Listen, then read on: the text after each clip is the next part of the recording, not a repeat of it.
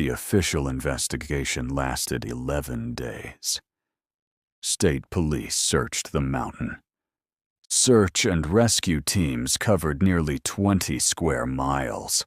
Wildlife officers blamed a bear. The construction company blamed poor safety procedures. The county blamed the contractor.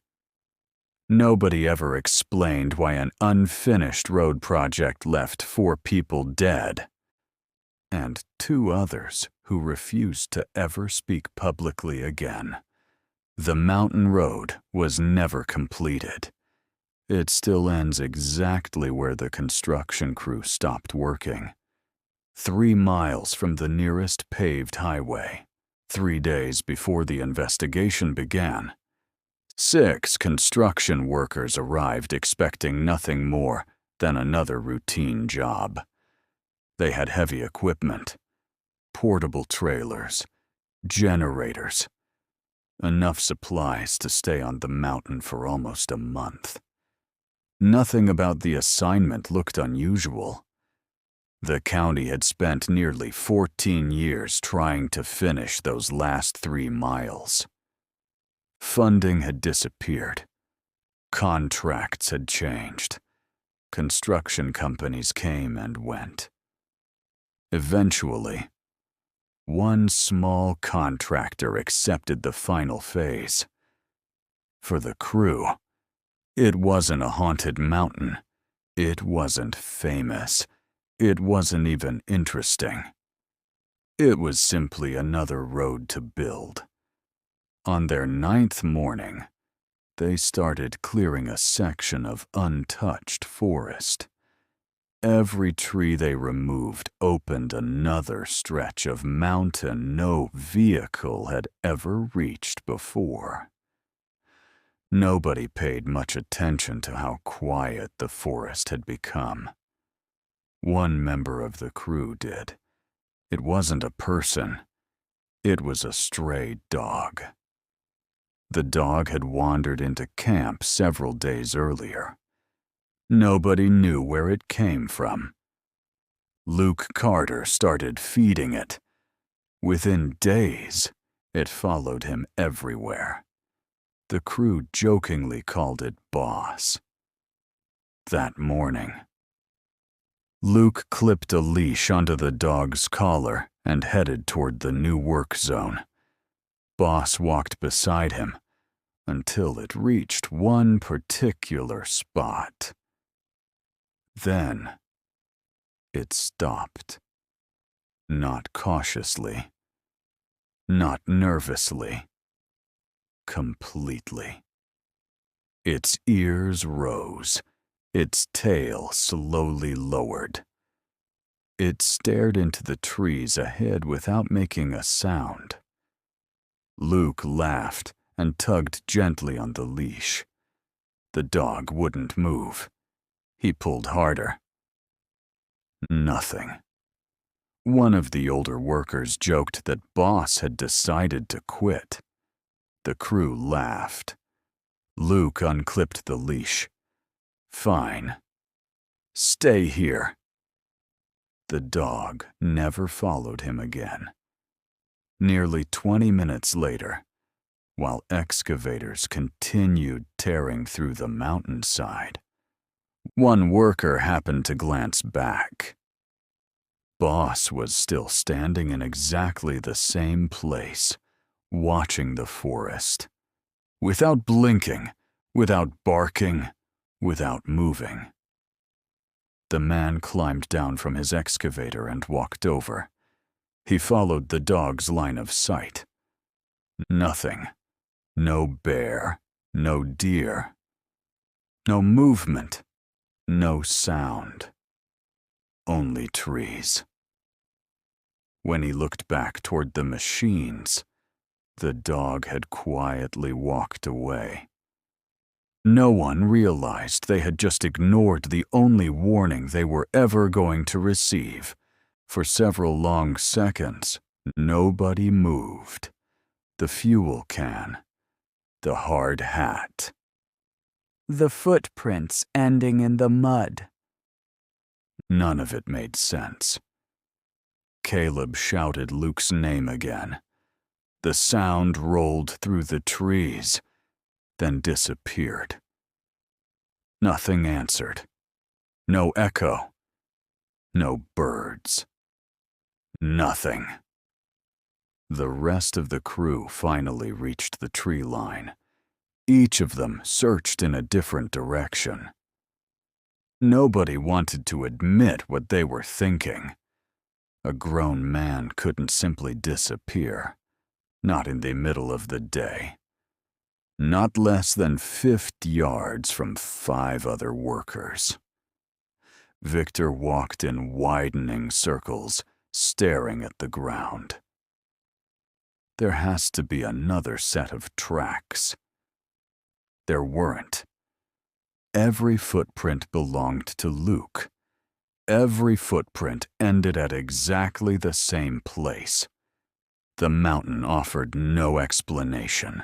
Caleb made the decision within minutes. Nobody would keep working. Nobody would search alone. The excavators were shut down. The bulldozers were parked. Every machine went silent. For the first time since the crew had arrived, the mountain sounded exactly as it had before they started cutting the road. Almost immediately, everyone noticed something. The silence wasn't returning. It had already been there. The engines had simply been hiding it. Sheriff Ruth Harlow arrived less than an hour later with 1 deputy. She listened carefully while Caleb explained everything. Luke had walked toward the tree line. The shout, the footprints, the figure between the trees. She looked at every worker individually. Nobody changed their story. That usually meant one of 2 things. Either they had agreed on the same lie, or they had all witnessed the same impossible event. Ruth chose the first explanation. For now.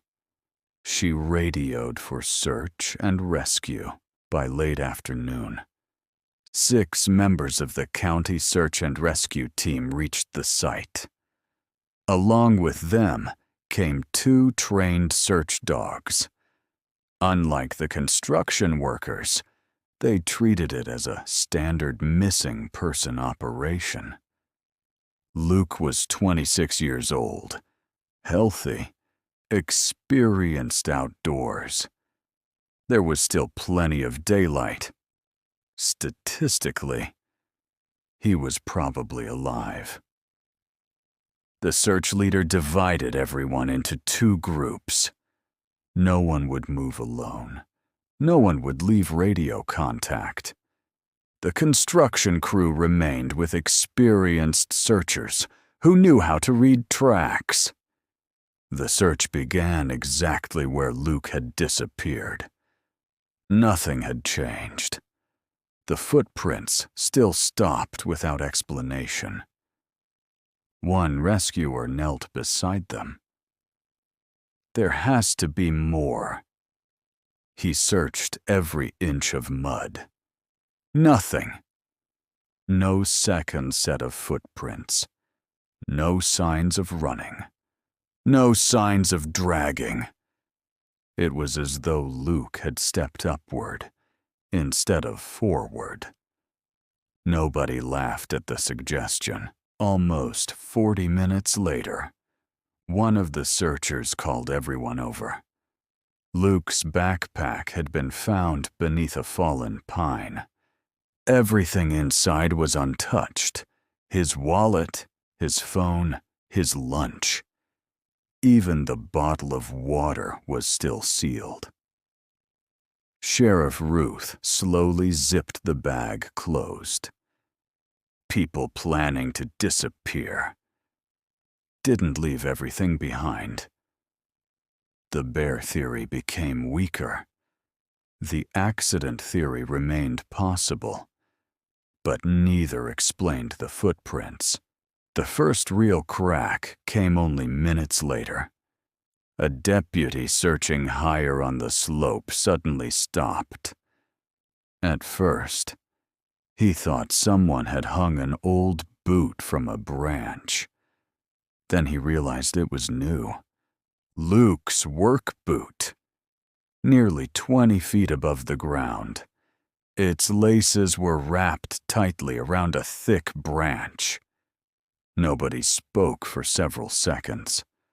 One of the rescuers quietly said, "Can a bear do that?" No one answered, because no one had an answer. As the afternoon faded, the mountain grew even quieter. One of the SAR dogs suddenly slowed. Its nose lifted into the air. Then, just like Boss earlier that morning, it refused to move. Its handler pulled gently. Nothing. The dog leaned backward, whining softly. Not barking, not growling, just refusing. The handler frowned. He's never done this before. Several construction workers exchanged nervous glances. Nobody mentioned Boss. They didn't have to. Everyone was thinking about it. The search leader checked the time. Another hour. Then everyone would head back before darkness. The teams spread out one final time. Sheriff Ruth walked beside Caleb along the edge of the unfinished road. They had barely spoken for several minutes. Then Caleb stopped. "What is it?" Ruth asked. Caleb didn't answer. He was staring into the trees across a narrow clearing. Ruth followed his eyes. Something was moving between the trunks. It crossed the opening so smoothly that for a moment neither of them understood what they were seeing. It wasn't running. It wasn't crawling. It was walking. Upright. Long enough for both of them to realize the same thing. It was far too tall. Then it slipped behind another stand of pines and vanished. Neither of them raised a rifle. Neither of them trusted what they had just seen. The order to return came moments later. The light was disappearing fast. Everyone turned back toward the construction camp. Nobody realized they were now walking in exactly the direction the creature wanted them to go. Halfway back, a scream shattered the silence behind them. It lasted less than 2 seconds. People spun around. Flashlights swung wildly through the trees. Someone shouted a name. Branches exploded apart. For one impossible instant, something enormous rushed across the rear of the search line. A deputy fired. Then another. The gunshots echoed across the mountain. Then silence. When the group reached the spot, one volunteer was gone. His radio lay cracked in the mud. Fresh blood covered the leaves. The trail ended only a few yards away. Just like Luke's, as though the mountain itself had swallowed him. Sheriff Ruth stared into the darkness between the trees, without taking her eyes off the forest. She spoke quietly. That wasn't a bear. This time, nobody disagreed. Darkness settled over the mountain faster than anyone expected. By the time the remaining search team reached the construction camp, Every floodlight had already been switched on. The unfinished road disappeared into walls of black forest. No one spoke during the walk back. Not because there was nothing to say, but because every person present had reached the same conclusion. 2 men had vanished, both without leaving a trail, both in broad daylight, and whatever had taken them was still somewhere beyond the lights. Sheriff Ruth ordered everyone into the largest equipment trailer. Construction workers, deputies, search and rescue. No one argued. The head count was taken twice. 14 people remained. 2 were missing. 1 volunteer had been sent back down the mountain with the first evidence. Everyone else would stay together until sunrise. That was the safest option. At least, it sounded like one. The radios never stopped. Dispatch requested updates every 15 minutes. Additional deputies were already driving toward the mountain. State police had been notified. A helicopter was scheduled to arrive shortly after sunrise. Help was coming. Everyone repeated those words. Help is coming. It became less of a statement and more of a way to stay calm. Caleb sat near one of the windows. Boss lay beneath the chair beside him. The stray dog had returned to camp shortly after sunset. Nobody had seen where it came from. It simply appeared, covered in mud, shaking, and refusing to leave Caleb's side. Every few minutes, its ears lifted toward the darkness, then relaxed again. It wasn't random. It was listening. Around midnight, the generator suddenly shut down. The trailer fell completely silent. Then, completely dark. For one endless second, nobody moved. Someone cursed. Another reached for a flashlight. Outside, the floodlights had gone out as well. The entire construction site disappeared into darkness. Generators failed from time to time. That wasn't unusual. The timing was, within seconds, flashlights filled the trailer. 2 mechanics stepped outside to inspect the generators. Sheriff Ruth wanted to stop them. She was 1 sentence too late. The men had already crossed the doorway. Everyone inside listened. Metal tools. Quiet conversation. 1 engine cover opening. Then another. 1 mechanic called back. Fuel line looks fit. The sentence ended abruptly, not with a scream. Simply ended. The second mechanic shouted his partner's name. Flashlights rushed toward the doorway. Sheriff Ruth reached him first. The mechanic was standing exactly where he had been seconds earlier. Frozen. His flashlight pointed toward the generators. The first mechanic was gone.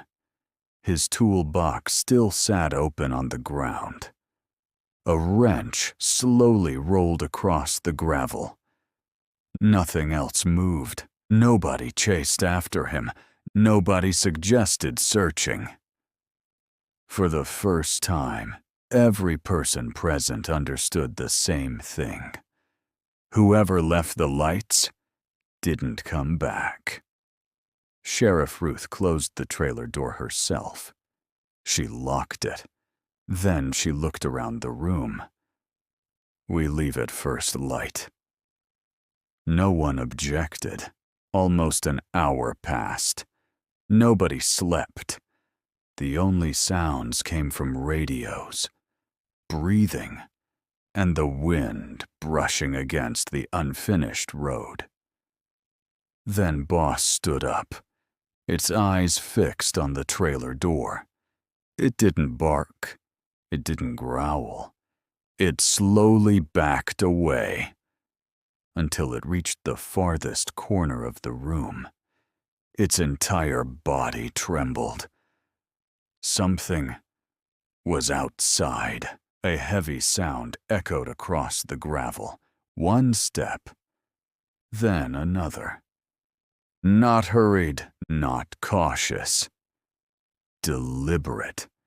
Someone switched off their flashlight by accident. Another person's breathing became uncontrollably fast. The footsteps stopped. Right outside the trailer, no one inside moved. The silence stretched so long that several people began convincing themselves it had left. Then, something slowly scraped across the outside wall. Metal groaned. The sound continued the entire length of the trailer. Not claws, not teeth. Almost. As if a massive hand were feeling its way along the steel. Nobody dared look through the windows. The sound stopped. Another minute passed. Then another. Nothing. Sheriff Ruth quietly counted to 60. Still nothing. No footsteps. No movement. Only silence. She finally spoke. It wants us waiting. Nobody answered. Because deep down, everyone believed she was right. The first hint of dawn finally appeared behind the mountains. Without wasting another minute, the group abandoned nearly everything. Food, fuel, machinery, personal equipment. Nothing mattered anymore. The only objective was reaching the paved highway. 4 vehicles remained operational.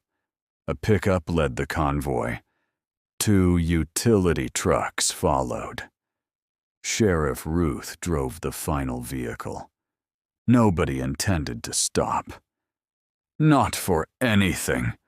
The convoy rolled slowly down the unfinished road. For several minutes, everything remained quiet. Too quiet. Then the lead pickup rounded a sharp bend and stopped so suddenly, the others nearly crashed into it. Across the road lay 3 massive pine trees, freshly broken. Their trunks still leaked sap. They hadn't fallen naturally. Someone, or something, had placed them there. No vehicle could pass. No machine large enough to move them remained behind. The road had become a dead end. Behind them, Boss began barking for the first time.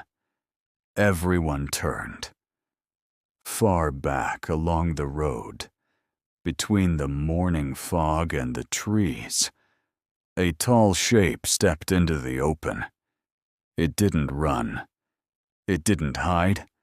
It simply stood there, watching. No one needed to give the order. Every person in the convoy already knew. The only way out now was on foot. The road had ended.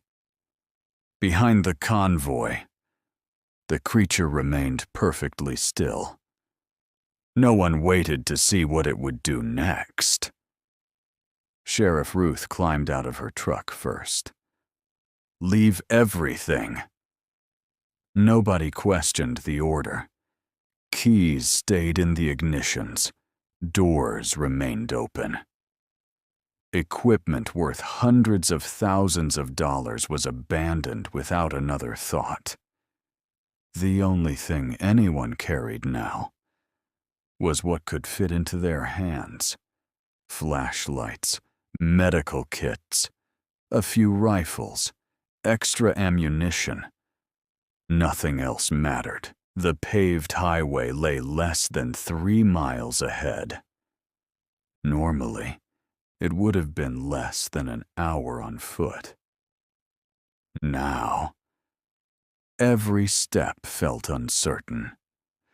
The unfinished road curved through dense forest before eventually reconnecting with the main highway below the mountain. Sheriff Ruth placed 2 deputies at the front. She stayed near the rear. Construction workers walked between them. Nobody spoke louder than a whisper. Nobody wanted to become separated. Boss remained close beside Caleb. The dog never stopped looking behind them. For nearly 20 minutes, nothing happened. The silence became almost comforting. People slowly began believing they might actually make it. Then, Boss froze. Its ears lifted. A low growl escaped its throat. Everyone stopped. Sheriff Ruth raised a hand. The entire line became motionless. The forest looked empty. Wind moved gently through the branches. Nothing else. Then, a large stone rolled down the slope to their left. Every flashlight turned toward the sound. Nothing. Several seconds passed. Then another stone rolled from the opposite side, followed by another and another. The creature wasn't attacking. It was moving around them, keeping pace, always remaining somewhere beyond the trees, never allowing anyone to know exactly where it was. "Keep moving," Ruth said quietly. "No running." Panic would destroy the group faster than anything waiting in the forest. They continued walking. The road narrowed as it crossed a shallow ravine. The trees pressed closer together. Visibility dropped to only a few yards. That was when the first scream came. A construction worker near the middle of the group vanished sideways into the trees so quickly that the people beside him barely had time to react. Rifles fired instantly. Branches exploded apart. The echoes rolled through the mountain. No one could tell what they were shooting at. The screaming stopped. Then, silence. Sheriff Ruth forced everyone forward. "We can't help him." Every instinct told them to search. Nobody did. They kept moving. Minutes later, another attack came. This time, everyone saw it. The creature crossed the road in 2 enormous strides. Gray skin, long arms, powerful shoulders. Its head lowered as it moved, not charging wildly, choosing, watching. Then it disappeared into the trees on the opposite side before anyone could aim. The entire sighting lasted less than 3 seconds. It was enough. No one mistook it for a bear again. No one mistook it for a person. The group abandoned the road. Sheriff Ruth led them down a narrow drainage channel that cut through the mountain toward the highway. It was steep. Loose rocks sent people sliding. Several were injured. No one stopped. Boss suddenly barked, not behind them, but ahead. Everyone froze. The creature stepped silently onto the trail, only 30 yards away. For the first time, there was nothing between it and the survivors. It stood nearly a full head taller than any person present. Its chest rose slowly as it breathed. Dark eyes studied the group one face at a time. No anger, no roar, no display, only patience, as though deciding which one would fall behind first. Sheriff Ruth slowly raised her rifle. She did not expect to kill it. She only wanted time. "Move," she whispered. Nobody argued. The group began backing away together. One careful step after another. The creature never rushed. It followed, matching their pace, always keeping the same distance, always waiting. Then, far below the mountain, a distant truck horn echoed across the valley. The creature stopped. Its head turned toward the sound. For the first time, it hesitated. Ruth saw the opportunity immediately. "Run!" The survivors sprinted downhill. No formation, no strategy, only survival. Branches whipped across their faces. Loose rocks rolled beneath their boots. Several people fell. Others pulled them back to their feet without stopping. Behind them, nothing followed. Less than 10 minutes later, they burst out of the trees. The paved highway appeared ahead. State police vehicles blocked the road. Deputies rushed forward. Several survivors collapsed where they stood. No one looked back immediately. When they finally did, the tree line was empty.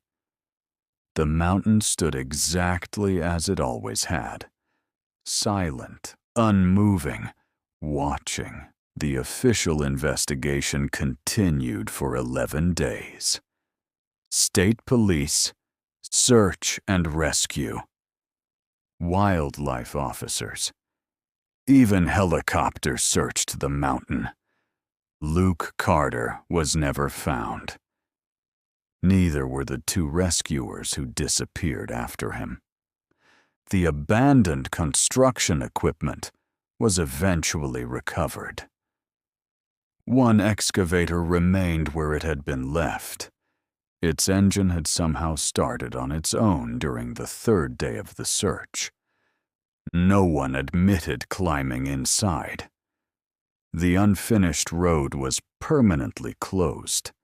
The final 3 miles were removed from every future construction proposal. Officially, the project ended because of unacceptable safety risks.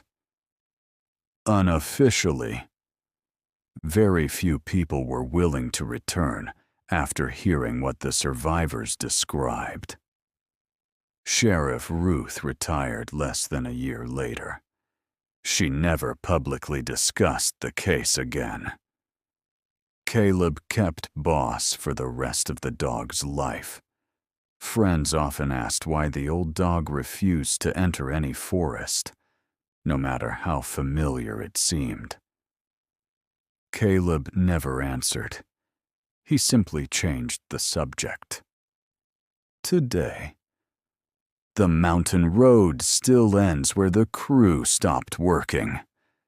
Satellite images show nothing unusual. Hikers rarely go that far. Most have no reason to. The forest has long since begun reclaiming the unfinished road, as though it had never wanted it there in the first place. And somewhere beyond the last broken stretch of pavement, where machines no longer reach, something still has all the territory it ever needed.